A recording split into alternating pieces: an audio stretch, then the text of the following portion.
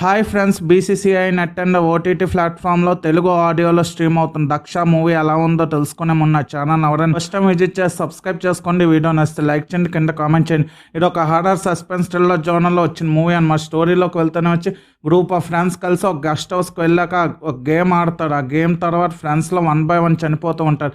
చంపింది ఎవరు, ఆ కిల్లర్ ఎవరు, ఆ గేమ్ ఏంటి, కిల్లర్ని పోలీసులు పట్టుకున్నారా లేదా, చివరికి ఏం జరిగింది అనేది రిమైనింగ్ కథ. స్టోరీ లైన్ బాగున్న, ఎగ్జిక్యూషన్ చాలా స్లోగా బోరింగ్గా ఉంటుంది.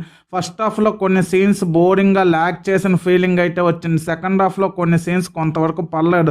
క్లైమాక్స్లో వచ్చే ట్విస్టులు కూడా కొన్ని ప్రెడిక్టబుల్గానే ఉంటాయి. అవి కూడా పెద్ద సస్పెన్స్ బిల్డ్ చేస్తూ గొప్పగా థ్రిల్ ఇచ్చే ట్విస్ట్లు ఏం కాదు, కూడా ఈజీగా గెస్ట్ చేయొచ్చు. విజువల్గా కూడా పెద్ద బాగాలేదు, లో బడ్జెట్ కారణంగా ఏమో, కానీ యాక్టర్స్ అందరూ కొత్త వాళ్ళు అయినా పర్ఫార్మెన్స్ చాలా బాగా చేశారు. ఓవరాల్గా ఈ మూవీ చూస్తున్నంతసేపు ఎలాంటి సస్పెన్స్ కానీ థ్రిల్ కానీ నెక్స్ట్ ఏం జరుగుతుందని క్యూరియాసిటీ కానీ ఒక్క సీన్లో కూడా బిల్డ్ కాలేదు.